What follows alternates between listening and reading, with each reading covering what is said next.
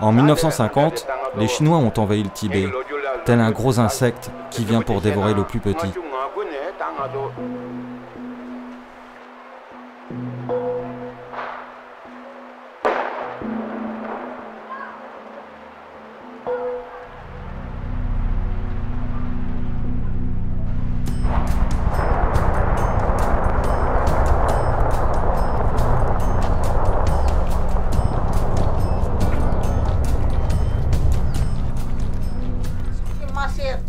C'était horrible.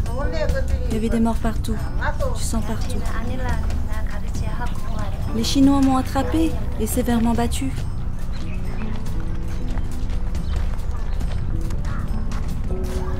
Il y avait toujours le danger des patrouilles chinoises. La culture du Tibet et des Tibétains est en train de disparaître, détruite par le régime communiste. La perte de son pays est la plus grande des pertes.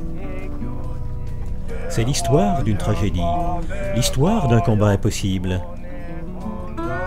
Celui de l'ogre chinois contre le pousset tibétain. Le drame a commencé en 1950, et plus d'un demi-siècle après, il persiste encore, face au mur du silence, de l'indifférence du monde.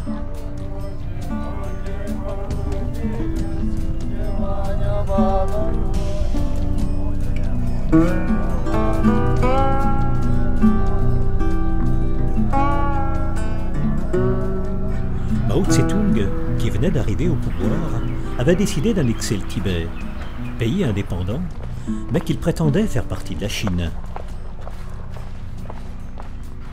Ce fut l'écrasement, le triomphe sans gloire de la force brutale, le triomphe du mensonge sur la vérité.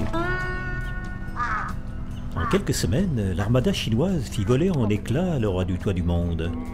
Hautes terres inaccessibles, de tous les mystères, tous les prodiges, avec à sa tête un dieu roi, qui dès lors chuta de son trône.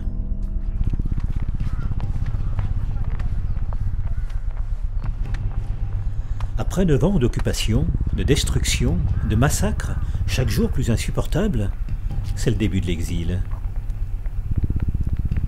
En 1959, plus de 100 000 Tibétains fuient leur pays pour trouver refuge en Inde. Derrière leur chef temporel et spirituel, le Dalai Lama. Longue et périlleuse marche à travers l'Himalaya.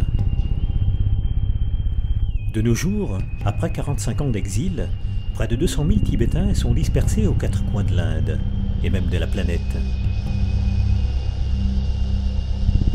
C'est à Dharamsala, au pied de l'Himalaya, à 1500 km de Lhasa, que s'est reconstituée la capitale du Tibet en exil, autour du Dalai Lama. Bouleversement dramatique pour cette population tombée des hauts plateaux arides et froids jusqu'aux plaines indiennes, humides et surchauffées. Chamboulement des modes de vie, en passant de la saine quiétude du nomadisme de grands espaces au confinement insalubre et bruyant de la cité.